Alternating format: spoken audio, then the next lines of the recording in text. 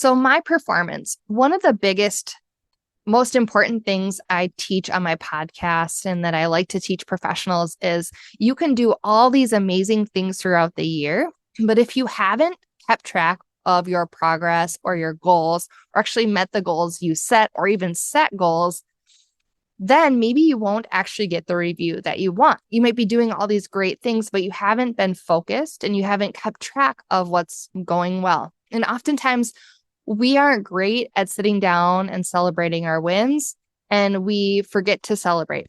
And so I built this performance section to help make sure that you don't forget to look up for yourself, because we ultimately get raises and promoted based on our annual performance review. And it's the one thing that we can use to say, yeah, we moved the needle this year and did great things. So first of all, I love this annual goals template. I'm keeping it super simple. So on a monthly basis, you'd want to review your goal progress and update the status for yourself.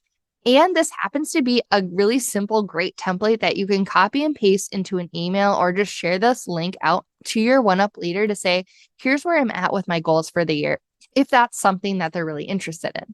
Then at the end of the year, oftentimes professionals are asked to write their own self-assessment of their goal progress for their leader for their annual performance review. So you can use my annual performance or self-assessment template that I will share with you to assess, how did I do with these goals? So we'll talk about that in a little bit. But this is really simple. It's just the goal area category. For example, like I said, I work in healthcare, so patient safety might be the goal area. The goal name, for example, line infection reduction initiative. A SMART goal would be reducing line infections in our patients by 10% by 12/31/26. And then here you can list the performance metrics. So the worst thing would be if you come to the end of the year, you do some amazing work, but you never figured out, well, what is the measure? Like, how am I going to measure this? And so you've got to know, how am I going to know that I reduced by 10%? So thinking about that. But then also, how would you rate yourself? And different organizations have different ways to rate professionals. Mine happens to have 5. So there's exceptional, exceeds, acceptable, below expectations, and then not meeting expectations or something like that. And so you would want to define, okay, acceptable would mean that, I met my goal, but maybe exceeds is like, I met my goal early. And then exceptional could be like, I met my goal early, plus I did this extra thing, or what have you. So this is a way to take control of the performance rating you get, because we often know that those ratings translate into a percentage of money or promotion at the end of the year during the next year. So don't avoid this step. Make it really clear and be realistic. And you can change this goal, the direction of goals throughout the year. At least that's what I practice on my team. It's all about like heading in the right direction. And so if we need to pivot, it's good that we look at this more than once a year, which is why I have you looking at it monthly. So you can add status notes like, oh, here's the current metrics, I'm on track, or here are my next questions, just sort of keeping track of where you're at. Sometimes I find that people never look at their goals, and then it's December and they're like, oh no. And then it's kind of hard to backtrack. So don't let that be you. The other template I love in here, which has helped me be promoted over the years, is a value to impact promotion template, or you can just think of it as a value template.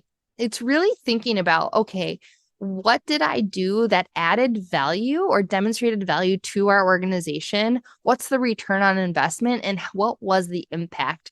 When you go to ask for a raise or show that you're ready for the next level, it's not good enough generally to say, I did great things or I met my goals.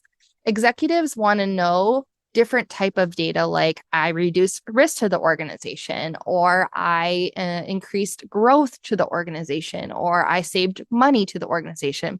Some tangible, or maybe doesn't have to be super tangible, but some sort of impact that we can demonstrate or communicate.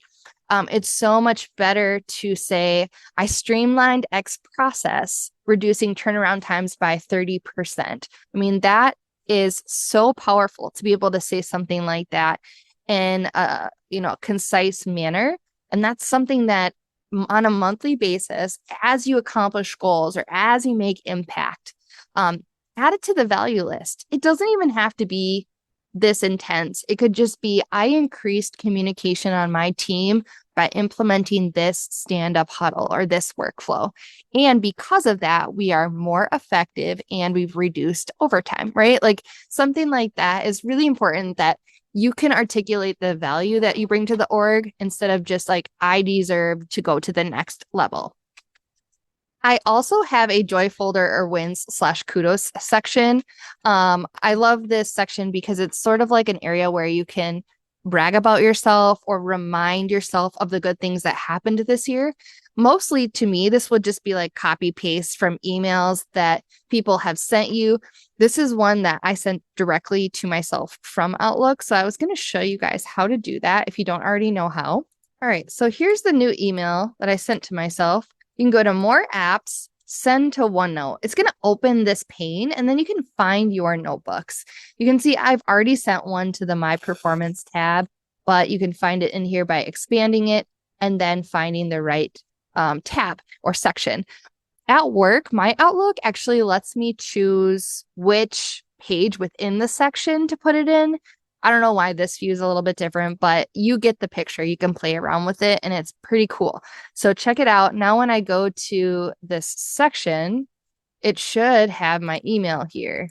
Let's see if it's going to update. Oh, and you know what happened? I put it in the wrong section. I selected projects instead of performance. So I'm going to move it over here. That's what happens, but that's okay. I found it.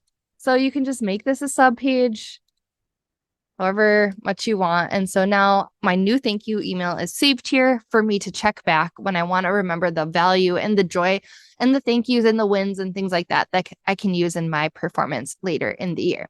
So that's what's in the My Performance section. So if we look at the annual, I talked about the monthly check-in. Monthly check-in would be add to your value and impact template, review any kudos, thank yous, or wins for your team or for yourself, add those to the joy folder. And again, these are all linked, which is pretty cool. You can check these off as you do it. Review your progress on your personal annual goals, linked right to that. You can review progress on projects or area team goals, which we're going to talk about next, and archive anything you no longer need, and do a little bit of a reflection. How am I doing? Am I feeling fulfilled? Am I on track or behind? Do I need any support? Am I looking for more growth and development? What do I need to be successful for next month? So this is awesome. You can do this every single month, and it's going to keep you highly, highly on track for the year. I'll come back to this annual dashboard. You get the picture. It links out to My Performance and has all these templates. I'll come back to it because I want to talk about it after we look at the other sections like projects and area team goals.